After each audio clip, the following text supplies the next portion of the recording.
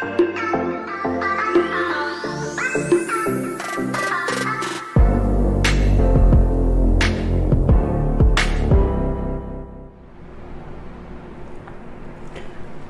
back to our Bible study from Eden to Eternity. This is session 9. We are going through Job 21 through 23. Job's friends keep pointing out that all these bad things must be happening because he's acting wickedly. This kind of thinking is embedded in our nature. If you do good things, God will give you what you want. And if you do bad things, God will punish you. When things don't go your way, do you ever wonder if God is punishing you? Or if you can't think of anything you have done wrong to earn this treatment from Him, you may start to wonder why He is not holding up His end of the bargain.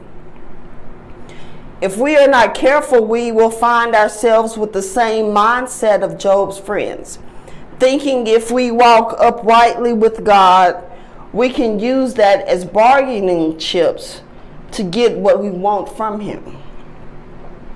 Job's story points out the error in our thinking, and it also points out the true wickedness that lies at the heart of our motives when we try to use God as a means to our desired end.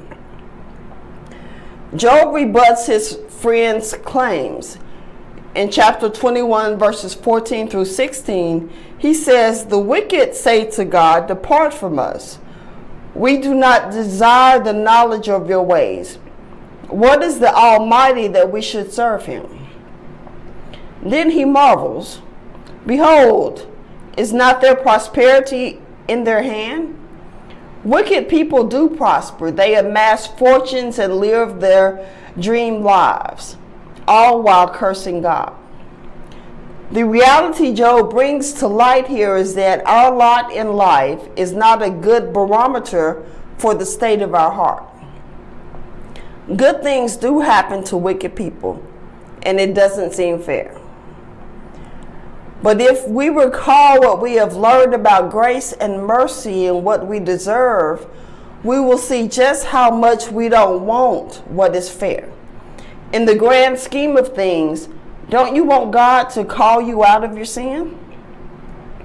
Do you want to wander off into callousness, doing whatever you desire with no regard for God, like the wicked people Job describes here? It's God's kindness that prompts us to repent. When God actually lets wicked people have their way, forgetting Him altogether, that's what punishment looks like, not the troubles we encounter. Those teach us to rely on God, and they serve to conform us to His image. Eliphaz speaks again and implies that his words are straight from God. He says in Job 22 and 21, "Agree with God and be at peace. Thereby good will come to you." Eliphaz is pretty self-assured. There is absolutely no humility in his words. Then Job laments the distance of God. He wants to plead his case before God. In the middle of his lament, he says in 23, verses 8 and 9, "Behold, I go forward, but He is not there, and backward, but I cannot perceive Him. On the left hand, where He doth work, but I cannot behold Him. He hideth Himself on the right hand, that I cannot see Him." Job trusts God is there at work in the midst of it all, even though he doesn't perceive Him anywhere. He says in 23 and 14, "He will complete what He appoints for me, and many such things are in his mind." Job is terrified of what those things might be. Maybe you've been there, expecting God to do the worst, anticipating that because you hate cold weather, He is going to make you a missionary in Siberia, because He's cruel like that. Despite his fear, Job still does not curse God. He continues to yield to him and acknowledge that he is sovereign. He says he is unchangeable, and who can turn him back? What he desires, that he does. Job wrestles with his own lack of control while yielding to God's ultimate control over his life. Here's the God snapshot.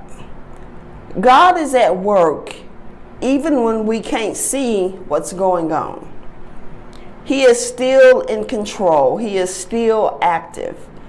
Even though we may have to wrestle with ourselves over fears of what may come, and we may have to surrender our desire to have all the answers, it's evident that God is at work. Job knows it too.